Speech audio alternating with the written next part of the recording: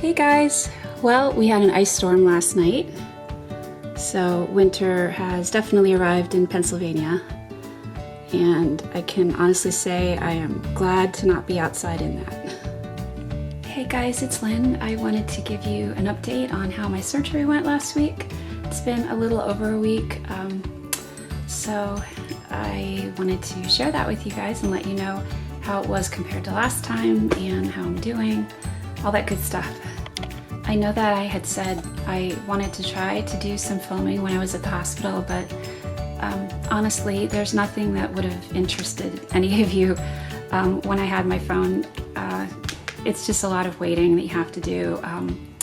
And then when they finally call you back, you know, to be prepped for surgery, they take your phone away and they put it in a locker. So I had like nothing to film on, and I just really wasn't gonna be doing that anyway. Okay, so for the night before the surgery, like from midnight on, they tell you you cannot have anything to eat or drink, like nothing. I made the mistake of having a couple of sips of water, and I'm serious, just like maybe 2 or 3 sips of water, sips, not like drinks, but just sips of water the morning of my surgery. And I did tell them that, like when the nurse was checking me in and everything, she's like, okay, well, we'll make a note of it, but it's probably not a big deal. So it turned out it did become a big deal. I was supposed to just have sedation, where like that's what I had the last time. So basically like you go to sleep and you wake up, your foot's done, and then they give you like a block, a local block to the foot to numb that whole area, so like you don't feel any pain, but you're pretty much just sleeping through it. The problem was that they said when they started the surgery, I started to like throw up like acid and stuff and this brown liquid, and like oh my gosh, I don't even think I want to hear about this. So anyway, they had to really quickly, they said, pump my stomach, which involves pushing a like tube down into my stomach, like, and I don't know. And then that also necessitated putting me under general anesthesia like really quick, which again necessitated putting tubes down my throat because you have to be like on a breathing machine, like I was on a ventilator. So I had 2 different sets of tubes at least going down into my throat, and it was done rather quickly because I was like choking. So I don't remember any of this, but I can tell you when I woke up from surgery, I was in the recovery room and I had the worst sore throat, and I was like coughing. That's what I woke up to, was coughing and feeling like I couldn't breathe, because I guess I had some like residual you know, I don't know, fluid and stuff that was sort of, you know, right there, and as I was breathing, it caught it and it pulled it back down, and so that was crazy. I was wondering if I was dreaming. It was like it's surreal. Like when you come out of anesthesia, it's just really weird. I had the worst, most horrible chemical taste in my mouth from the anesthesia, and I totally remember that from when I had to have an emergency C-section with our daughter Sophia, because she was breech and she got stuck, and it is a long story. That's for another time. But like, I didn't have an epidural. They had to just like get her out like really fast because her heart rate was plummeting and it was whatever. So they had to just put me under general. And it's like just a horrible chemical taste in like your body, like just, it's awful, like horrible. It's like if you would, you know, chug a bottle of like cleaner or something, like that's what it felt like. And plus my throat was like raw. It was just, I think that they had scraped the sides of my throat, my esophagus, when they were like, you know, ramming the tubing down. I can tell you that the whole next day and a half, I was coughing up like mucus that had blood in it and bits of blood. So I'm sorry if that's like, you know, too much to share, but honestly, don't drink anything or eat anything the morning of your surgery. You're welcome. Okay, so once I woke up and I was in the recovery room, the nurses, after a while, they'll give you some ginger ale and, you know, like some crackers. They want to make sure that you can eat and, you know, that you're doing okay. So I did that. When I got home later, though, I think I probably ate like 2 sleeves of saltines because I was trying to get that horrible taste out of my mouth. Oh, and the other thing is that when you're under general anesthesia, it gives you like a rocking headache. Like my head was splitting open. It's like the worst hangover headache you've ever had. That's what it feels like coming off of a general anesthesia. So it's so not fun, you know, but to be dealing with my foot plus all that other stuff, you know. My foot, they had given a block to it, like a anesthesia block. So I didn't feel any pain at the hospital, and even like it was when I got home that I started to feel the pain coming. It probably lasted for several hours after my surgery, so that was good. It allowed us to like go to the pharmacy, fill the prescriptions for the pain medicine, get home. You know, by the time I got into bed, then it started to wear off. So that timed out really well. But I can tell you, once it did start to wear off, I had forgotten, I think, how much the pain of it all like hurt the first time I had this done.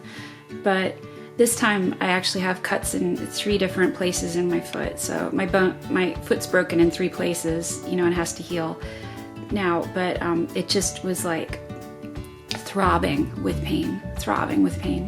And like I can take my medicine, my pain medicine, every 4 to 6 hours, but it would take the edge off it just a little bit for a couple of hours. But then after 2 hours, it would be just as bad as it was before I had taken any medicine. But yet I couldn't take medicine for like another 4 hours. So that, I remember, was just like miserable. That intense pain, both times, first time, second time, lasted for me about 1.5 to 2 days. So I'd say that's pretty consistent with what I've heard from other people too. So just be prepared for that. It really just hurts a lot. You probably won't be able to sleep, or at least I wasn't. You know, do your best with it. You know, it just lasts a couple days at the most, that really crazy pain. The other thing I wanted to mention is that normally they give Percocet or Oxycontin as the pain medicine after surgery like this, but I'm allergic to it, can't have it, so it's a bummer because that's like the best thing to manage the pain. But my doctor instead has to prescribe other things for me that just aren't as good, but you know, it's all that they can really work with. So last time around and this time around, he gave me Tylenol 3 with codeine, and you take that like every 4 to 6 hours. And then he also has let me try, in like alternating with that, this medicine called Tramadol or Ultram.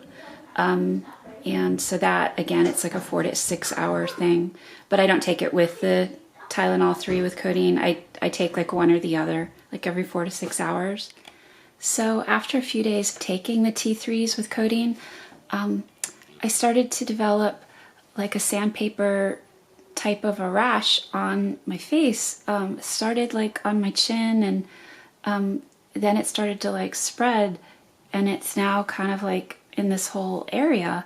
I don't know if it's related to, you know, the medicine, if maybe I'm possibly developing an allergy to that. Like, what the heck's going on? I don't know if it's just dry skin because it's the winter time. You know, I'm not eating anything different. I'm not using anything different, like no different cleansers or soaps or creams or anything like that. We have the same detergent we've always had. We use Charlie soap, which is like that really gentle detergent, and we have a water softener, so it's not hard water. Like, so I don't know what it is, but I have like Googled allergy to acetaminophen, and a skin rash is one of the things that they say, you know, is a common like effect of that if you're developing an allergy or if you have an allergy to it. So I'm not really sure. So I did go to see my doctor on Monday, which was 4 days after my surgery. He took an x-ray, and my foot, I'll show you, I'll insert a picture. Oh my gosh, it looks perfect. It looks straight. He took all the bandages off and he showed me. I was like scared to look at it at first, but he's like, no, it's really good this time.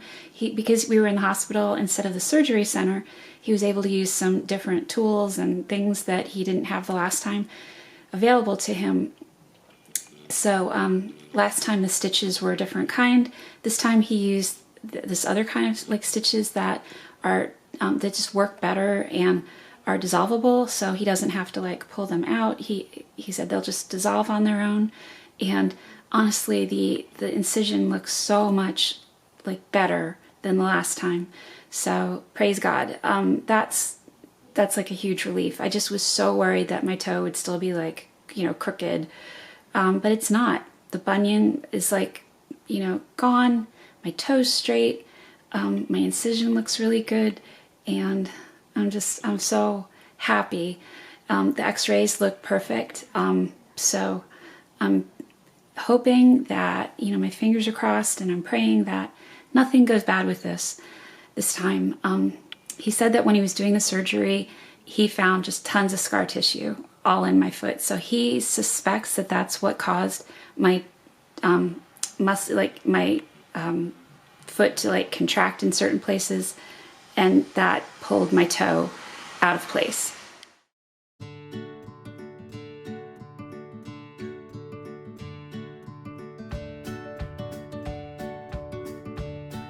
So hopefully now that's not going to be a problem this time, and I could just tell by the look on his face that he was so pleased with the results. Like, he just was so happy with it.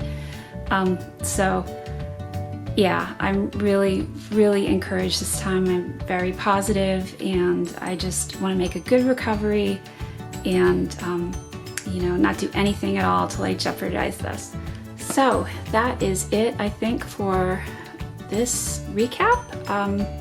If you have questions, please leave them in the comments. I will be happy to try to answer them for you. And I will just, you know, make updates as I have, you know, things to share. So I really hope everybody's doing well, and thank you so much for watching. I appreciate it, and let's all have a great month of December and a great holiday. All right, see you guys.